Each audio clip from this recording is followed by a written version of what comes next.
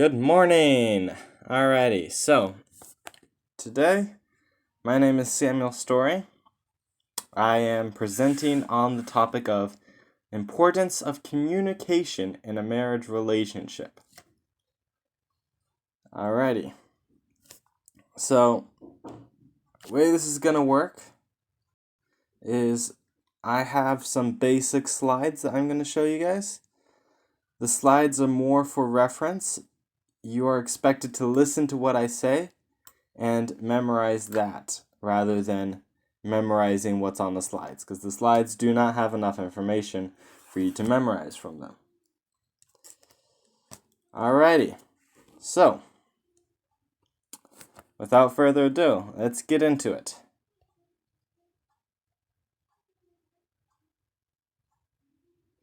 Okay, so first you gotta know that what is communication. There are three types of positive communication. You have written communication, you have verbal communication, and you have nonverbal communication. Written is kind of self-explanatory. It's what is in word form. Then you have verbal. That's what you say. Then you have nonverbal, which is how you say it, your gestures, your actions. All right? Then you have negative forms of communication. Okay? And the major negative form of communication is electronic communication, and I'll get into that later. Also, whenever you're in a marriage relationship, it's important to know some things and understand some things. Both of these are very important. The first is hardwiring. How does a guy's brain work versus how a girl's brain works? Another would be cross-cultural communication, or relationships, really. Okay, and this is people who come from different backgrounds. And by backgrounds, I don't mean just different countries. There are a lot of different cultures within a single country. But we'll get more into that later as well. Let's start with helpful communication. You have the verbal, nonverbal, and written communication. All right. So verbal communication. What is this? Okay, it's the most well-known form of communication. For centuries, people have been using it.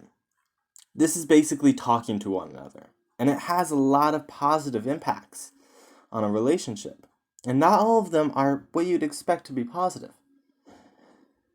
One of the things that a lot of couples do is they talk to each other about their day. They use their communication to relieve stress. They just vent. They talk about what was good, what was bad, who annoyed them. Another thing that is very important for a marriage relationship is an argument. It is important to be able to express your ideas and debate with each other. Otherwise, you're going to feel like you're just wasting your time, and you're going to feel so spent. You're going to feel dreary of this relationship. And it is important to not feel that. So you need to argue a bit. Now, one thing a lot of people fail to do is communicate before and after the marriage. Now, a marriage doesn't just start with the I do. It starts when you start dating. You need to have good communication. Hundreds of couples have gotten divorced because they didn't know enough about each other. They've split up relationships because they didn't know enough about each other. When you're getting into a relationship, you need to talk with each other. You need to say, okay, do I want to have kids? Do you want to have kids? Do we want to have pets? Where do we want to live? What work do we want to do? Will this cause strife in the home? You need to talk about these things, and a lot of people don't like talking about them because they're more private. But you got to understand, if you're planning on marrying somebody, and you should really only date people you're planning on marrying. If you're planning on marrying somebody, eventually you're going to have to talk about these things, and it's better to get them out of the way early on in the relationship so that you know okay, this is something I don't want to commit myself to. Next is nonverbal. Now, you have two types of nonverbal communication. You have actions and you have gestures. For instance, gestures can mean two different types of things. They can mean hand gestures or facial features. Okay, and it's important to know what your partner is saying with these facial features. Different people have different expressions on their face, but if somebody has their brows crunched together and their eyes are slanted shut and they have a frown on their face, you can most likely assume that they're disagreeing with what you're saying or they are angry at you. However, if somebody's smiling and their eyes look like, and their eyes are open wide, and their brows are lifting in a upside down V, they're most likely happy. And it's important to be able to recognize the difference between facial features.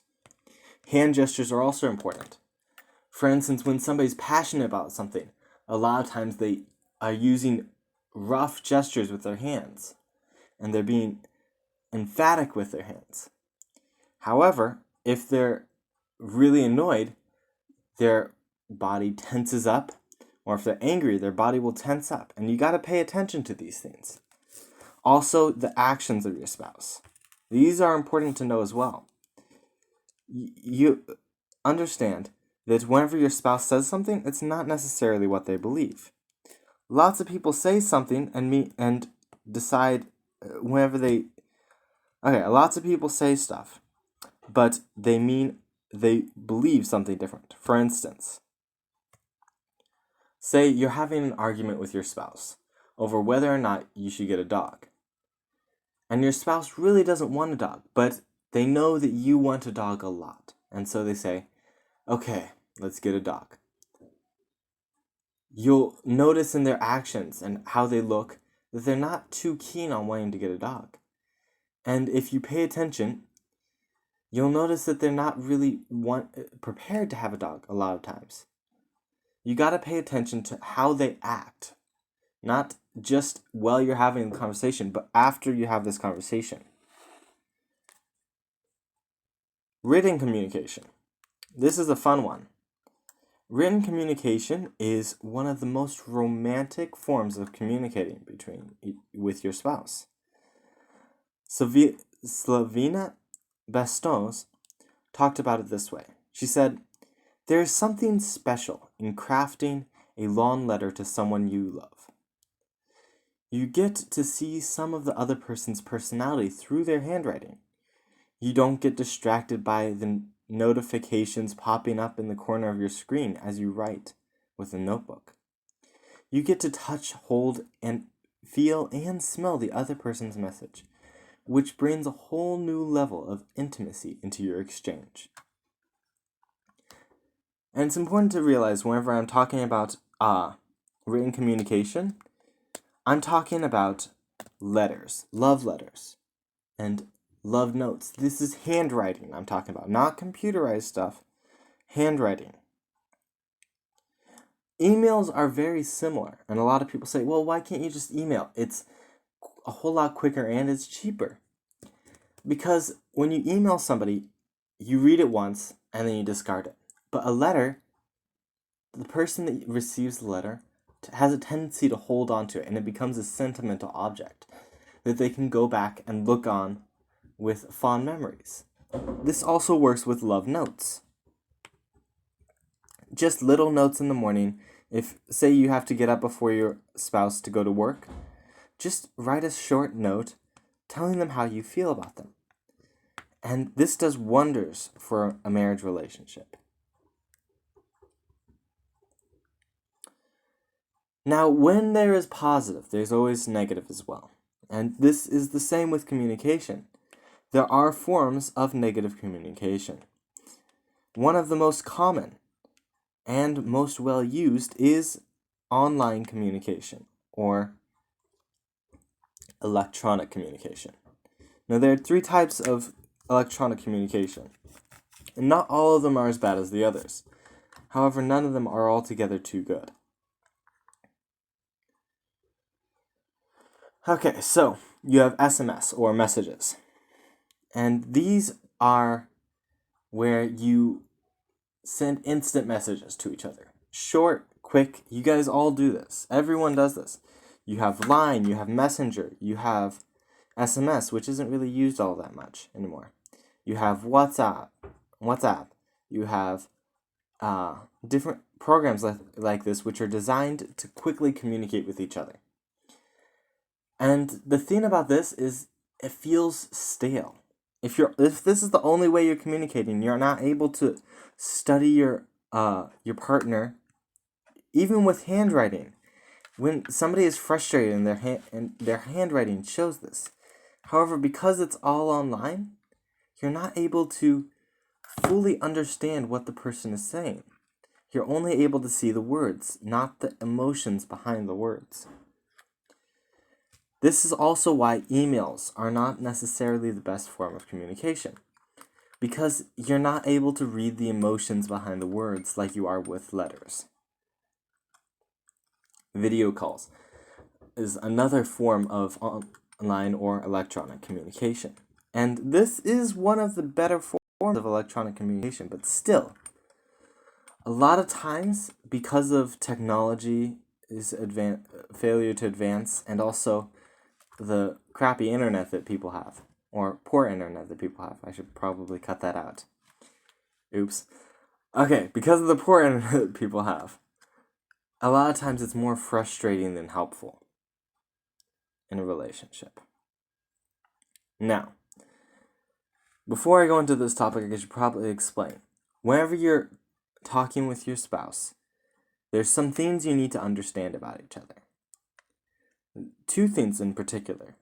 First is the hardwiring, how your spouse sees the world. And also, there's their culture, where they're from, because where you're from defines you. Okay, but hardwiring, let's go with this one.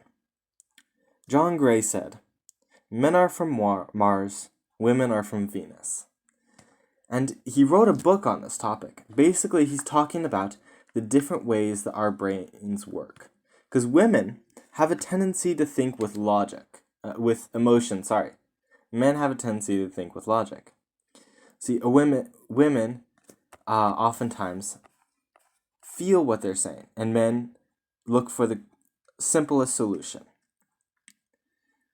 Also, whenever you're dealing with problems, a lot of times women dislike telling their spouses about their problems because their husbands always want to fix it.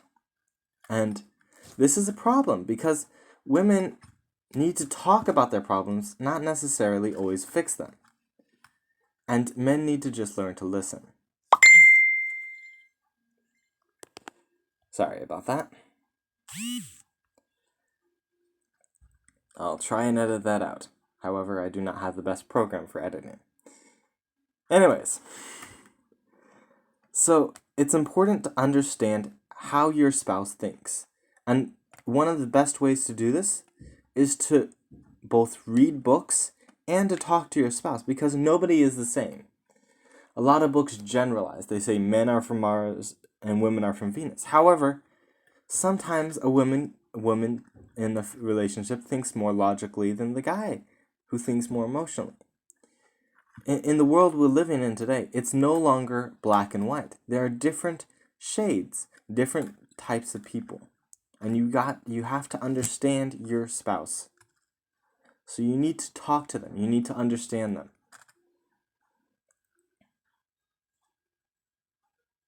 Next is cross-cultural relationships.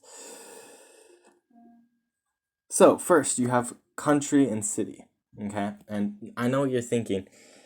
That's not different cultures. And yes, it is. Think about it. People who live in the city, they take public transportation. They live in an apartment most of the time. They have different types of pets. And all in all, they are culturally different. They have different expectations for children as well. For instance, in the country, you're expected to have more children than, for instance, in the city where you maybe want one kid because of size of apartments. In the country, you'd live in a house. However, in the city, you'd live in most likely an apartment because of space. Animals. In the country, you'd most likely have a dog. But in the city, it's safer to have a small pet like a cat or a bird because these animals are able to survive in a area where they don't need as much exercise. Dogs need a lot of exercise. And it's more or less unfair to coop one up in the city.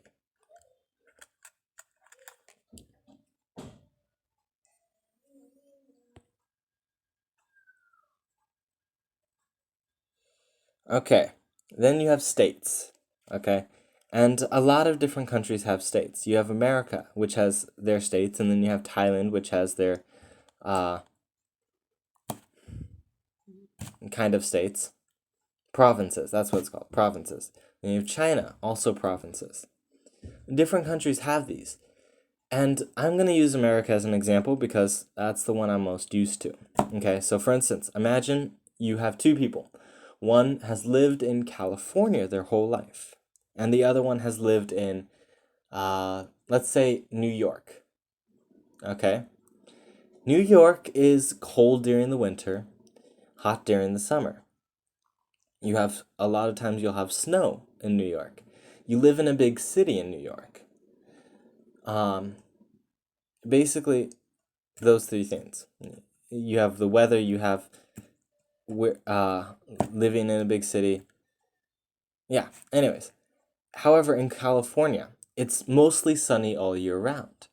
You don't have cold seasons. Where you live, you normally live in a house. You don't really live in a apartment.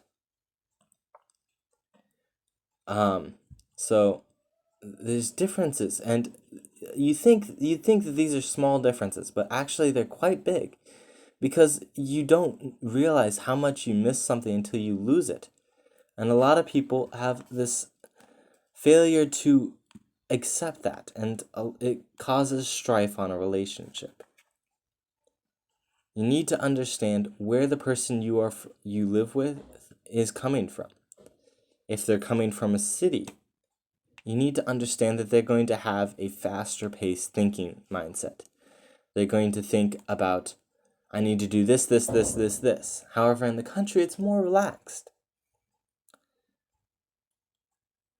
Then you have countries, okay? And this is the one, I'm going to use the East-West philosophy behind this. Basically, that means one person's from the Eastern civilization, one's from Western civilization. Eastern civilization is commonly thought of as Asia, Africa, Middle East. And Western civilization is mostly thought of as America and Europe and sometimes Russia and Australia.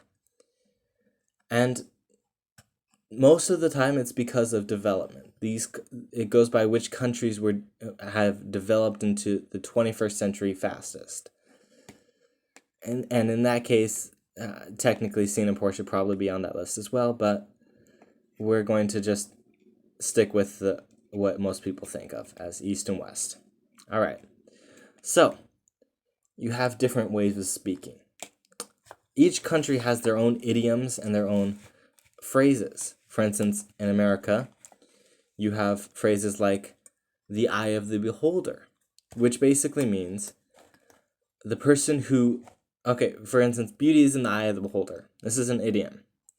And basically it means whoever is in love, when you're in love with somebody, you see them as beautiful, whether or not they're considered beautiful on a wide scale. It's your perception of them being beautiful. You also have Achilles' heel, which is your weakness, your fatal flaw, as the Greeks would call it. Then in Asia, there are different sayings and different ways of expressing similar ideas. And a lot of times, these cause strife because you don't exactly understand what the other person's saying whenever they use these phrases. It's common for a person to use phrases from their country whenever they're trying to describe something and they can't find the right words. Then you have language barriers, and a lot of times when you get into a relationship, you kind of know that there's going to be a language barrier. Whenever it's cross-cultural, that is. However, you don't realize the extent. For instance, my sister, she married a pastor from Malaysia, whose English was fairly poor when she met him. Her Chinese was also fairly poor, and he's Chinese Malaysian. Anyways, because of the language differences, they had trouble communicating with each other. And so they both tried to learn each other's languages to compensate for that. Also, another thing, sarcasm. He had so much trouble with sarcasm because of his low language level. And sarcasm is a big part of American culture. I keep doing that. Alrighty.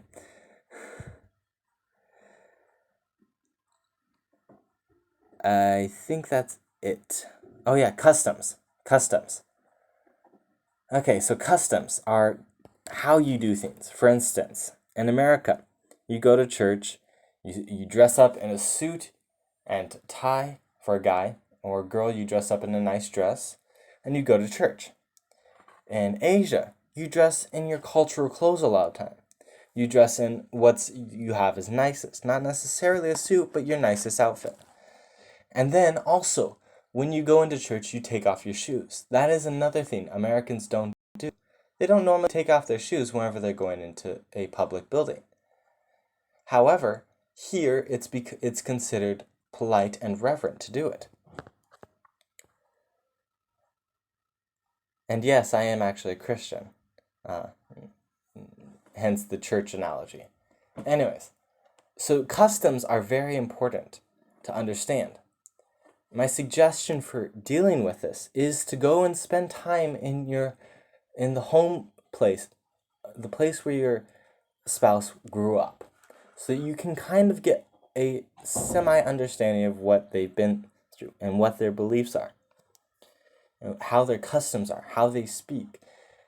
And you may feel like an outcast, but if you're dedicated to a relationship, you want to do this. You want to get to know the background of the person you're in a relationship with. Okay. Now this last one is one that's not commonly thought of. Third culture people. Okay? Now, these people are a specific group. They're people who have lived in one culture for a good portion of their lives and then changed cultures. A lot of them are known as third culture kids. And these third culture kids oftentimes are the children of people who have lived abroad. And so they have both cultures from their parents and from the cultures they've lived in. For instance, me and my family. When I was 10 years old, we moved to Taiwan. When I was, how old was I? 17? We moved to Thailand. I became a third culture kid on that first move because I no longer had the culture I was used to, and I had to get used to another. And the more cultures you understand, the more tolerant you are of other people. So a lot of times, people that are considered third culture are more understanding and easier to deal with, easier to understand your own culture. Whether or not they've been in that culture doesn't matter. They're able to understand other cultures, which makes your culture easier for them to understand. However, an issue with this is that a lot of times they feel like they don't fit in. And you really have to be there for them, because otherwise it's going to cause strife. You need to be there for them if they're a third culture person. Okay, so in conclusion, you need to understand how to communicate with your partner positively, which means verbal, nonverbal, and written communication. You need to understand what forms of negative communication to avoid, like electronic communication. And you need to understand their background. the differences between you and them as a gender, male or female, or sometimes female and female, or male and male. And you need to understand their cultures, where they came from. This is my bibliography. I have all my sources cited here. Thank you for watching. And I hope you learned something about relationships and how to get along with your spouse. Thank you, and goodbye.